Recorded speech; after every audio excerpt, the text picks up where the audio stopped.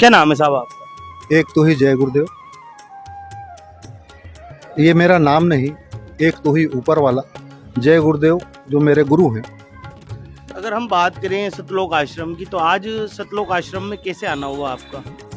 मेरा सतलोक आश्रम में, हालांकि मेरे फेसबुक के ऊपर सतलोक आश्रम के बहुत सारे लोग जुड़े हुए हैं, फॉलो है, मैं पोस्टें वगैरह डालता हूँ। राजपाल जी जुड़े हुए हैं काफ़ी समय से। लास्ट ईयर भी आने वाला था, तो मेरा कहीं प्रोग्राम था तो मैं बाहर चला गया। अभी फिर ऐसा कुछ योग जमा, तो मैंने कहा था राजपाल जी से कि कभी उधर चलना हो तो अपन चलेंगे। मैं भी एक बार जाके देखना चाहता हूँ, क्योंकि कबीर साहब से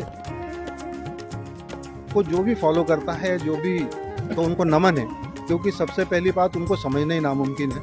लोग समझते ही नहीं कि कबीर साहब क्या बोलते हैं, गुरु गरीब साहब क्या कहते हैं, रविदास जी क्या बोलते हैं, या नानक जी क्या बोलते हैं। क्योंकि ये सब लोग मानव कल्याण की बातें करते हैं। रामपाल जी के बारे में भी मैंने सुना, कुछ किताबें मेरे को, मैं कहीं जा रहा था कार से, तो कुछ लोग आ गए, तो उन्होंने गिफ्ट मेरे को ऐसी दे दी चौराहे पे खड़ो के, बाबा जी ये ले जाओ। तो मैंने उनको कुछ अध्ययन किया, पढ़ा उनको। जैसे कि आपने बताया कि आपके फेसबुक पे भी संत जी के अनुयायी जुड़े हुए हैं। संत जी के अनुयायियों ने आपको बुक भी दी, संत रामपाल जी महाराज द्वारा लिखित।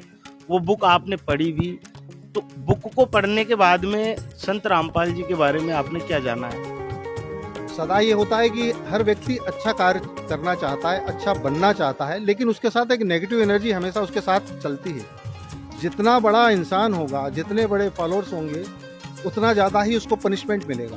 जब आपके कहने का मतलब है कि इंसान जब सत्य के मार्ग पे चलता है तो परेशानियों का सामना करना पड़ता है। तो सच है, बराबर हकीकत है ये बात। गुरु नानक देव को भी परेशानी का सामना पड़ा, कबीर साहब को भी, रविदास जी को भी सामना करना पड़ा। जितने भी सदगुरु हुए, यीशु मसीह को भी उस चीज़ का सामना करना पड़ा। लोगों ने उन्हें, है ना, उनको सूली पे चढ़ा दिया, लेकिन फिर भी उन्होंने कहा कि इनका भला हो और कल्याण हो।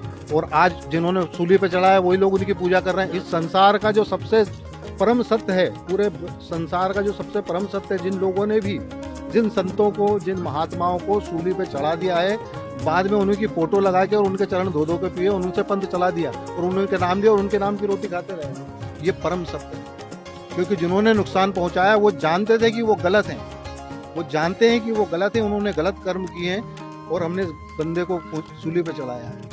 तो जब भी ऐसा होता है तो लोग पश्चाताप के लिए फिर उसकी पूजा करने लगते हैं और फिर उसी से मांगते हैं कि मेरा भला कर। एक सवाल और पूछना चाहेंगे, जैसा कि शाकाहारी पत्रिका जय गुरुदेव जी के द्वारा लिखी गई है, उसके पेज नंबर 51 पर एक भविष्यवाणी का जिक्र किया जाता है, जिसमें कहा जाता है कि जिसकी लोग प्रतीक्षा कर रहे हैं वो अवतार आ चुका है और 20 वर्ष का हो चुका है। संत जी के अनुयायी उस भविष्यवाणी को संत रामपाल जी महाराज के ऊपर फिट करने की कोशिश करते हैं, क्योंकि जब भविष्यवाणी की गई थी उस समय संत रामपाल जी महाराज की उम्र भी 20 वर्ष थी। क्योंकि संत रामपाल जी महाराज का जो जन्म है 8 सितंबर 1951 को हुआ था। इस बारे में क्या कहना चाहेंगे आप? जो गुरु महाराज ने बोला वो अंतर्ज्ञामी है, और जो किया है तो बराबर सत्य होगा, वो उसमें वैसा ही है और वो सच बैठ रहा है। क्योंकि क्या होता है कि जब भी सच मार्ग पे चलेंगे, जैसे मैं पहले भी कह चुका हूँ कि सच मार्ग पे हम जब भी चलते हैं, सब लोगों के लिए सेवा में जाते हैं, तो उनकी तकलीफें हमको झेलना होती है। जैसे कहीं न कहीं जो जय गुरुदेव जी के द्वारा जो भविष्यवाणी की गई है संत रामपाल जी महाराज के ऊपर फिट होती है, क्योंकि इसके अलावा ऐसा कोई संत नहीं है जो इस तरह के कार्य कर रहे हैं। हाँ, अभी फिलहाल तो इस प्रकार का कोई कार्य नहीं कर रहे हैं। अभी रामपाल जी महाराज ही हैं और मेरा सौभाग्य कि मैं इस जगह आ गया और इस जगह आके मैंने प्रसादी भी ग्रहण की।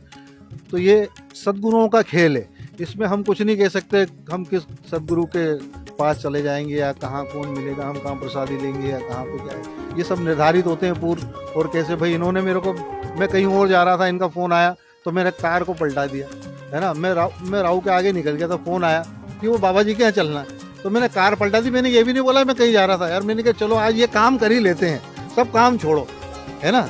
हकीकत बात बोल रहा हूँ। मैंने आके बताया कि मैं तो यार राहु निकल गया था, उन्होंने बोला कि मैंने आधे घंटे में आ रहा हूँ, मैंने कार पलटाई और वहाँ पे आ गया फ़ोन, चलो गाड़ी में बैठ गया। तो ये क्या है कि ये पूर्व निर्धारित हैं सब।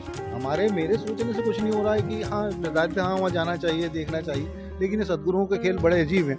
ये समझना नामुमकिन है किसी के भी। हम तो बस जाके प्रार्थना कर सकते हो, आप लोग मांग सकते हो कि ऐसा करो मालिक, लेकिन वो क्या करेगा कैसा करेगा वो तो सब वही जानता है कैसे होता है।